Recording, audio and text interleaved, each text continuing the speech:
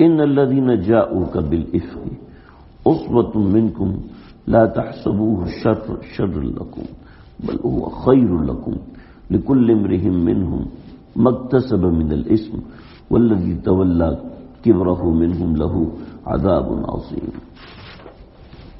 اگلی دفعہ اس کو پڑھیں گے، قصہ سنیں، آپ قصہ سمجھ لیں یہ واقعہ کیا ہوا تھا۔ روایات کے مطابق 5 ہجری میں غزوہ بنی مصطلق ہوا۔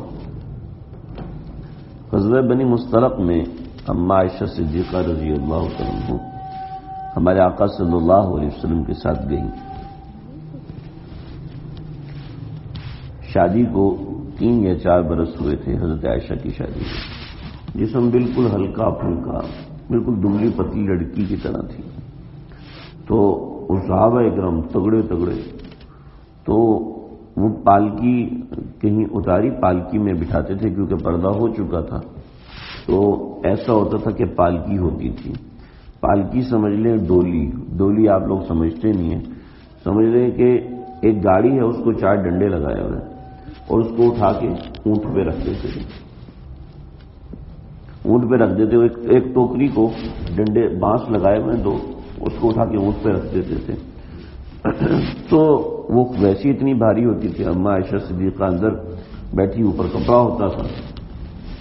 تو صبح رکے ایک مقام پر قضاء حاجت کے لیے گئیں، اور قضاء حاجت سے فارغ ہو کے آئیں تو دیکھا کہ میرا ہار جو ہے وہ گلے سے کھل کے نیچے گر گیا۔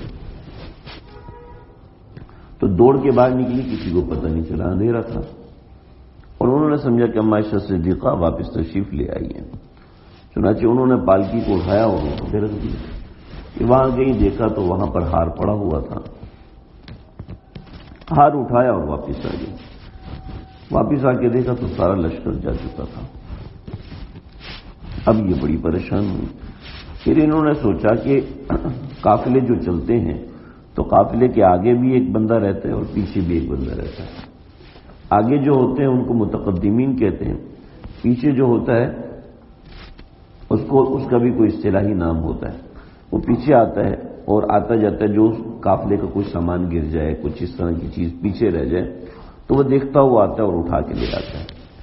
تو اس نے دیکھا کہ اما عائشہ صدیقہ رضی اللہ عنہا وہاں پر بیٹھی ہوئی ہیں، اور پردے کا حکم نازل ہونے سے پہلے دیکھا ہوا تھا۔ تو پہچان گئے، تو فوراً بخاری کی روایت کہ فاسترجع، انہیں فوراً استرجاع پڑھنا شروع، انا للہ و انا الیہ راجعون۔ انا للہ کیونکہ مخاطب کر نہیں سکتے، امہات المومنین میں سے اور مصیبت میں ہیں تو اپنے آنے کی اطلاع دینی تو مخاطب نہیں کر سکتے، ادب کے خلاف ہے، تو فوراً کا استرجاع پڑھا، انا للہ و انا الیہ راجعون، انا للہ و انا الیہ راجعون۔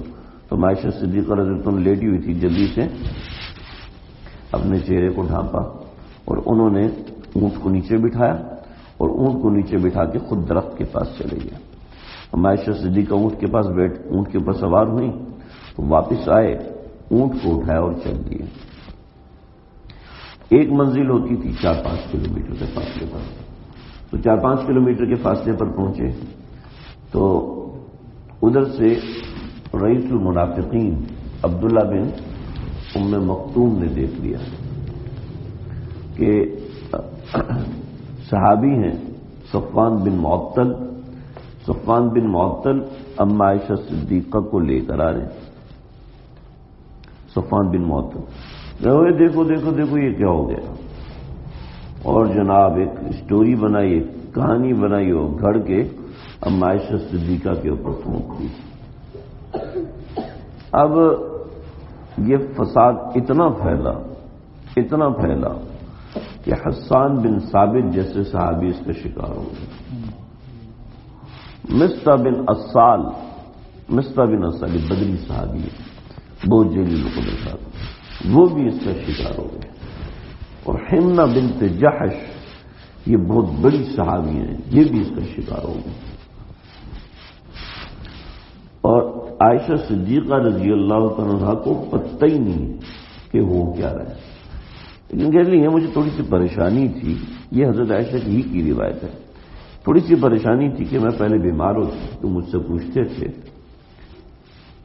کہ تیرا کیا حال ہے، ابھی میری باندی سے کہتے ہیں کہ بریرہ سے کہتے ہیں اس کا کیا حال ہے، مجھ سے بات ہی نہیں کر رہے، میں پریشان، لیکن میں نے اتنا نوٹ نہیں کیا۔ پھر کیا ہے، کہنے لگے کہ میں تھوڑی سی پریشان تو ہوئی لیکن میں نے زیادہ غور نہیں کیا۔ ایک دن میں تھوڑی سی طبیعت زیادہ خراب ہوئی تو میں نے کہا کہ والدہ کے گھر جاتی ہوں، تو میں نے پوچھا کہ میں امی کے گھر جانا چاہتی ہوں، کہ چلی جاؤ، کہ میں اور پریشان کہ پہلے میں کہتی تھی کہ میں نے جانا ہے، کہتے آج نہیں جاؤ کل چلی جانا، تو میں کہتے چلو کل چلی جاؤں، کہ نہیں پرسوں چلی جانا، میں کیسے رہوں گا، یعنی آپ صلی اللہ علیہ وسلم دل رکھنے کے لیے، محبت کا اظہار فرمانے کے لیے ایسا فرماتے تھے۔ تو عائشہ صدیقہ فرماتی پہلی دفعہ بولا، میں تھوڑی پریشان ہوئی، گھر پہنچی، والدین کو دیکھا، ان دونوں کے چہرے فخر ہیں، پریشان ہوئی لیکن پوچھ نہیں سکتی تھی کیوں پریشان ہے۔ تو لگے رات کو قضاء حاجت کے لیے ہم نکلے تو مستہ کی ماں وہ ہمارے ساتھ تھی، تو اس کا پاؤں اٹکا، تمہارے پنجاب میں کہتے ہیں دور فٹے ہوں، پنجاب میں کہتے ہیں تیری خیر، یہ کیا طریقہ ہے، ہم تو ایسے کہتے ہیں نا۔ تو عرب میں یہ ہوتا تھا کہ جو آپ کو برا لگتا ہے نا تو اس کو کہتے تیرا بیڑا غرق ہو جائے، تو اس کو کہتے تئیس فلان، اے منحوس کون ہے، صبح صبح کس کی شکل دیکھ لی، صبح کس کی شکل دیکھ لی، اتنا بڑا نقصان ہو گیا۔ تو ایسی عربی میں فلاں کے بارے میں کہ فلاں تباہ ہو جائے تو کہنے لگا تئیس مستہ، برباد ہو جائے، ہلاک ہو جائے مستہ کی ماں خود ہی کہہ رہی ہے ہلاک ہو جائے مستہ۔ مستہ کو گالی کیوں دے رہی ہے، وہ بدری صحابی ہے، اللہ کے نبی کے ساتھ بدر میں رہا ہے، اور آپ اس کو بددعائیں دے رہی ہیں کہ مستہ ہلاک ہو جائے۔ دوسرا کہ آپ اس کی ماں ہیں، کہنے لگے تجھے پتہ نہیں تیرے بارے میں کیا بولتا پھر رہا مستہ؟ تو میرے بارے میں کون مستہ؟ میرے بارے میں؟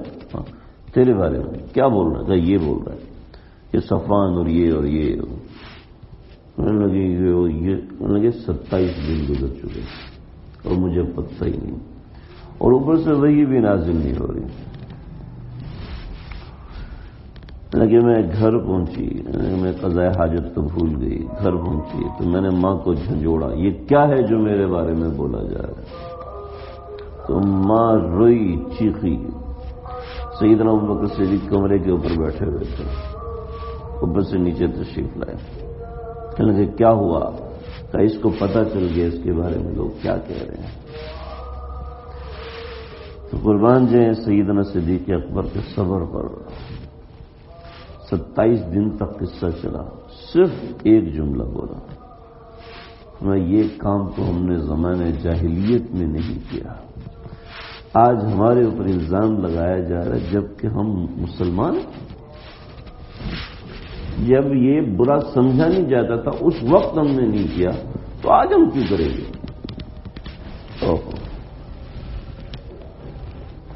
باپ کو اپنی اولاد کا پتہ ہوتا ہے، الگ بات ہے بولتا نہیں ہے، ماں کو اپنی اولاد کا پتہ ہوتا ہے، الگ بات ہے وہ اظہار نہیں کرتی، لیکن ان سب کو پتہ یہ کون سی چالیں چل رہی ہیں، ان کے قدم کہاں اکھڑیں گے اور کہاں یہ ہوا میں معلق ہو جائیں گے اور کہاں یہ گڑھے میں گریں گے، ان کو پتہ ہوتا ہے۔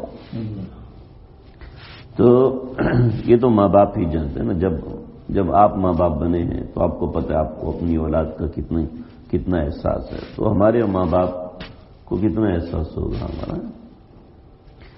تو کیا ہوا، سیدنا ابوبکر صدیق کو پتہ ہے میری بیٹی کیسی ہے۔ نبی اکرم صلی اللہ علیہ وسلم حضرت ابو ایوب انصاری رضی اللہ عنہ کتنے بڑے صحابی ہیں، یہ سارا اس بات کے متعلق ہے۔ کہتے ہیں ام ایوب کیا کہتی ہے اس قصے کے بارے میں؟ تو کہنے لگی کہ اے ابو ایوب کیا سوچ رہے ہو، کس طرف ذہن لے کے جا رہے ہو؟ کیوں؟ لگے یہ بتاؤ کہ صفوان جیسا جلیل القدر انسان، صفوان بن معطل جیسا جلیل القدر انسان ہو اور میں قافلے میں پیچھے رہ جاتی اور وہ مجھے لے کر آتے تو کیا تم صفوان کے بارے میں ایسے سوچتے؟ نہیں نہیں نہیں نہیں، توبہ توبہ توبہ۔ اور مجھے بتاؤ کہ وہاں اما عائشہ ہوتی اور صفوان کی جگہ تم ہوتے تو تم ایسا سوچ بھی سکتے تھے؟ چلایا بدگمانی انسان کو تباہ کر دیتی ہے۔ میرے پاس آئے روز فون آتے ہیں، میں نے چند ایک جملے تیار کیے ہیں، میری نند ایسی ہے، میری ساس ایسی ہے، میری فلانی ایسی ہے، اور آخر کر یہ ہوتا ہے کہ اس نے نا ہمارے اوپر کوئی بہت بڑا جادو کروایا ہوا۔ میرا جواب یہ ہوتا ہے یقین کرو بدگمانی ذہن سے نکال دو، زندگی میں سکون آ جائے گا۔ میں نے خود دیکھا ہے وہ پیروں کے پاس، آپ بدگمانی نہیں کرو، دیکھو آپ کتنے سکون ملے گا۔ جن بھوت تو آپ نے اپنے دماغ میں بٹھایا ہوا ہے۔ تو آپ صلی اللہ علیہ وسلم نے حضرت علی سے پوچھا علی کیا کرنا چاہیے؟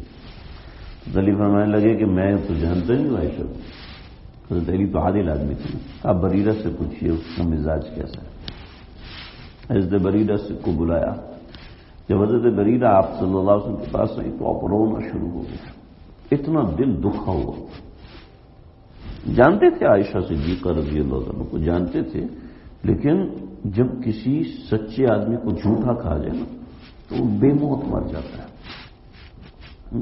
جب کسی ایماندار آدمی کو بے ایمان کہا جائے نا، جو زندگی بھر ایمانداری کی ہو اس کو کہا جائے کہ یا تو ہے ہی بے ایمان، اس نے زندگی بھر ایمان حلال کمانے کے لیے اپنے ایڑی چوٹی کا زور لگا دیا، اس کو کہو تم حلال کا تو بھی حرام کھاتے ہو، پھر دیکھو اس کے اوپر گزرتی کیا ہے۔ اللہ اکبر۔ تو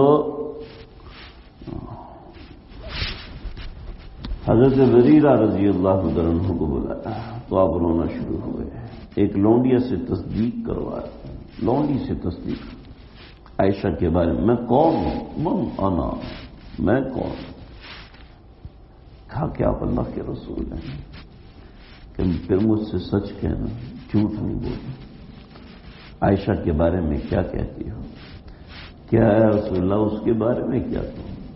اتنی بھولی ہے، اتنی سیدھی ہے کہ آٹا گونتے گونتے سو جاتی ہے، آٹا گونتے گونتے سو جاتی ہے۔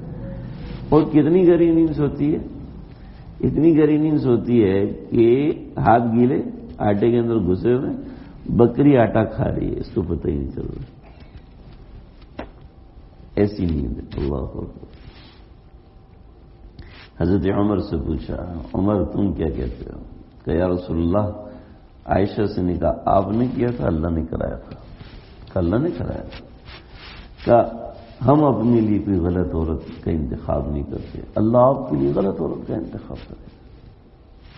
پھر یہ بتائیں آپ کے جسم اطہر پہ مکھی بیٹھتی ہے؟ کہ نہیں۔ کہ یا رسول اللہ جس کے جسم پہ اللہ گندی مکھی نہ بیٹھنے دے، اس کے بستر پہ اللہ گندی عورت کو کیسے آنے دے؟ آپ کو کچھ تسلی ہوئی۔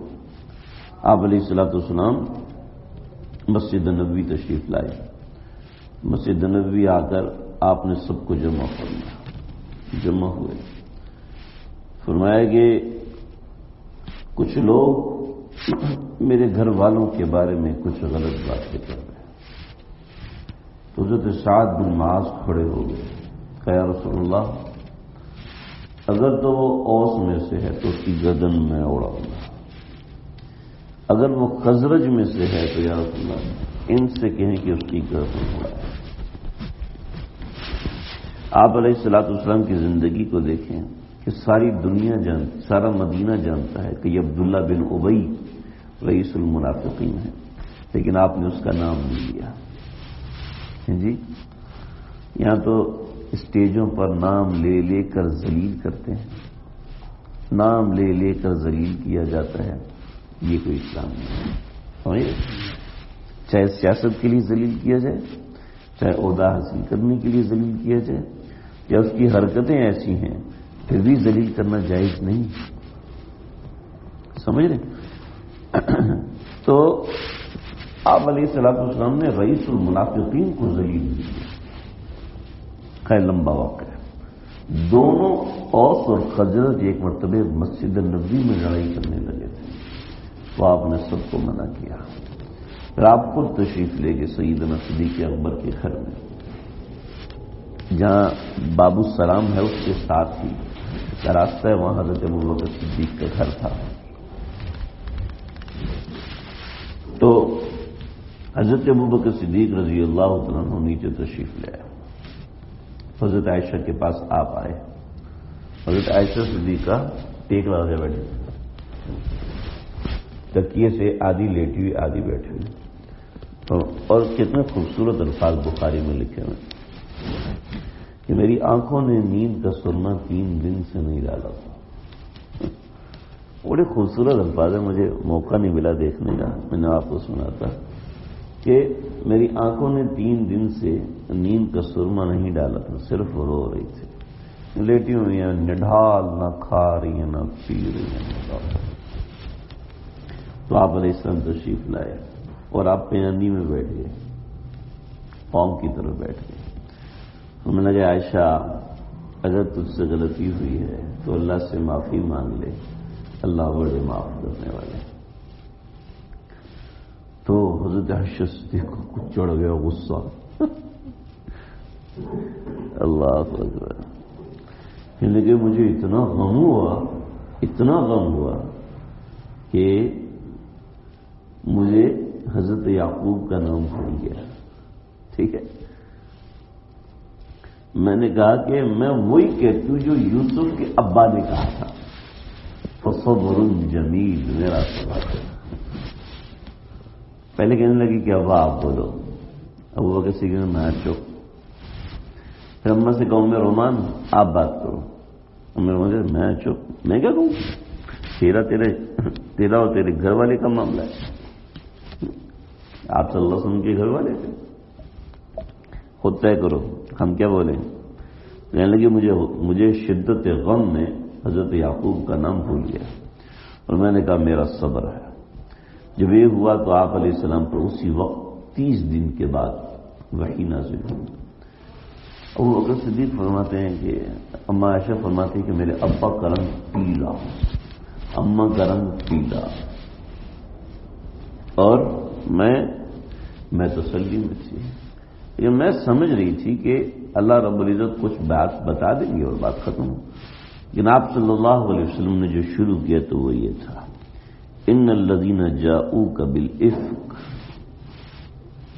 یہ اصل میں لفظ افک کو ہٹائیں پھر تجربہ سمجھ میں گا. ان الذین جاؤ، بے شک وہ لوگ جو آئے، عصبۃ منہم، ایک جماعت بن کر، بالافک کی تہمت لگاتے ہوئے. ٹھیک ہے، لا تحسبوہ شرا لکم، اس کو غلط نہ سمجھو، بل هو خیر لکم، یہ بہتر ہے تمہارے لیے. کیا بھی بہتر ہے؟ کیا ہر بندے کا اصل چہرہ نظر آ گیا کہ منافق کون ہے اور کون منافقوں کے ساتھ ہے، اور کون سچا اور کھرا مسلمان ہے اور کون مسلمانوں کے ساتھ ہے. لکل امرئ منہم ما اکتسب من الاثم، اور ان میں سے ہر ایک نے اپنے حصے کے گناہ کیے. والذی تولی کبرہ منہم لہ عذاب عظیم. والذی تولی کبرہ، جس نے اس بہتان میں بڑا حصہ لیا، ان سب کے لیے بڑا عذاب ہے. وہ بڑا عذاب کیا ہے وہ اوپر بیان کر دیا. چنانچہ اٹھایا حضرت حسان بن ثابت کو، ان کو 80 کوڑے لگے. حضرت مصطح بن اسال ان کو بھی 80 کوڑے. حضرت حمنہ بنت جحش اس کو بھی 80 کوڑے. باقی منافقین تو مکر کے ہم نے تو بولا ہی نہیں تھا، ہم نے تو بولا ہی نہیں. یہ تو یہ کہہ رہا تھا، یہ تو وہ کہہ رہا تھا. تو یہ سارا قصہ ہے، یہاں سے شروع ہو رہا ہے. اس کے احکامات آگے بیان ہو رہے ہیں، کافی اس میں تفصیل ہے، انشاءاللہ وہاں ذکر کریں گے. اللہ سمجھ